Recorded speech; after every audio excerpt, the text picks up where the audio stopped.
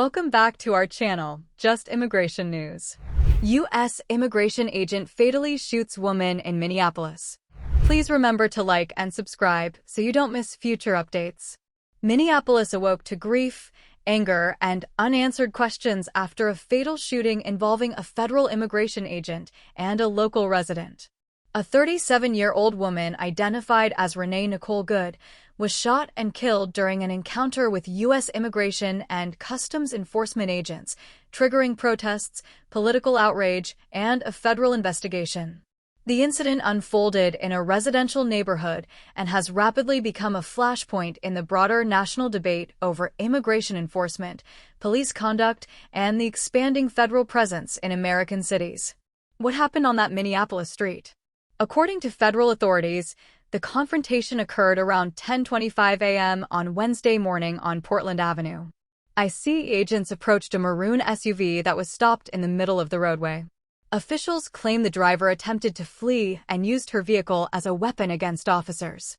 However, city officials and eyewitnesses paint a sharply different picture. Videos shared widely on social media show agents surrounding the vehicle, shouting commands, and attempting to open the driver's door. Moments later, as the SUV begins to move, an agent raises his firearm. 2 gunshots ring out. The vehicle veers off course and crashes into a parked car. Renee Good was pronounced dead at the scene. Conflicting narratives, federal versus local accounts. Federal officials quickly defended the agent's actions. Homeland Security Secretary Kristi Noem stated that Good had been stalking and impeding ICE officers throughout the day and accused her of attempting to weaponize her vehicle in what she described as an act of domestic terrorism. Former President Donald Trump, posting on Truth Social, claimed an ICE officer had been viciously run over and narrowly survived the encounter. He blamed what he called the radical left for creating a climate of hostility toward law enforcement. But Minneapolis leaders pushed back forcefully. Mayor Jacob Frey described the shooting as reckless and dangerous, openly condemning the federal operation and using profane language to demand ICE agents leave the city. The Minneapolis City Council issued a statement asserting that Renee Good was not attacking officers, but rather caring for her neighbors during a tense standoff. Eyewitness testimony raises new questions. Residents who witnessed the incident offered disturbing details. Emily Heller, speaking to CNN, said she saw ICE agents arguing with protesters before turning their attention to the SUV. She described an agent stepping directly in front of the moving vehicle and firing at close range through the windshield. Point blank, she said, she was shot in the face. Minnesota Governor Tim Walz echoed skepticism of the federal narrative, calling official statements propaganda and promising a full, transparent investigation to ensure accountability. The FBI steps in. The FBI has now taken over the investigation, reviewing body camera footage, surveillance video, and dozens of citizen-recorded clips circulating online. Officials say the inquiry will determine whether the use of deadly force complied with federal standards. Notably, Secretary Noem revealed that the same ICE agent involved in the shooting had previously been struck by a vehicle while on duty earlier this year, raising additional concerns about training, escalation, and officer readiness. Despite the fatal outcome, federal authorities confirmed that ICE operations in Minneapolis will continue. A city erupts in protest. By nightfall, Minneapolis streets filled with protesters demanding justice and accountability. Marches spread across multiple neighborhoods as demonstrators called for ICE to leave the city entirely.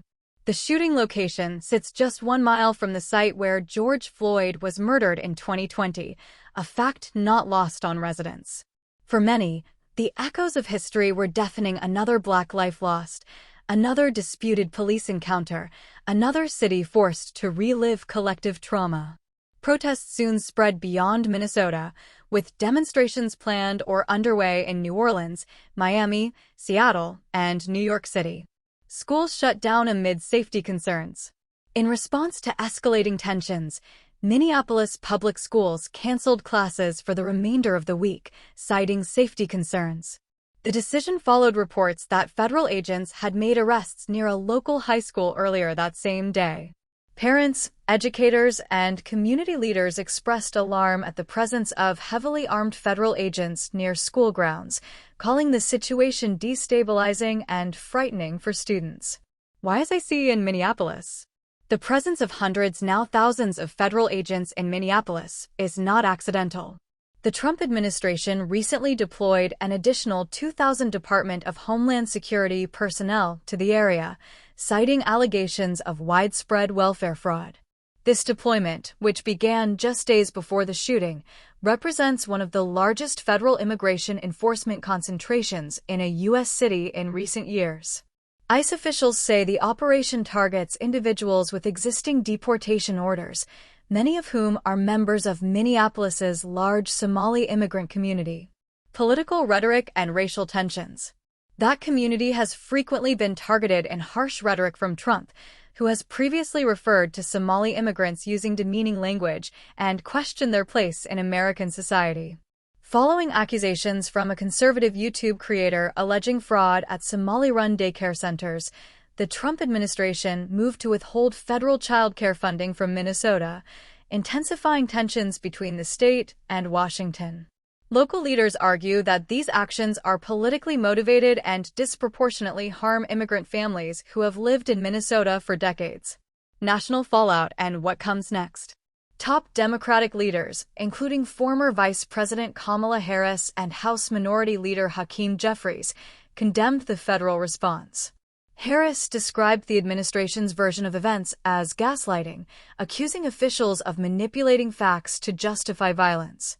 As investigations continue, Minneapolis finds itself once again at the center of a national reckoning caught between federal authority and local resistance, between law enforcement and community trust. The death of Renee Nicole Good has become more than a single tragic incident.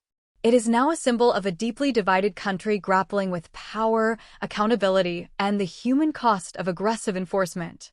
What the FBI concludes and how the nation responds may shape the future of immigration policy and protest in America for years to come. That's it for today's video. What do you think about this topic? Thank you for watching all the way to the end. We hope you found this information helpful. We'll see you in the next video. Until then, take care.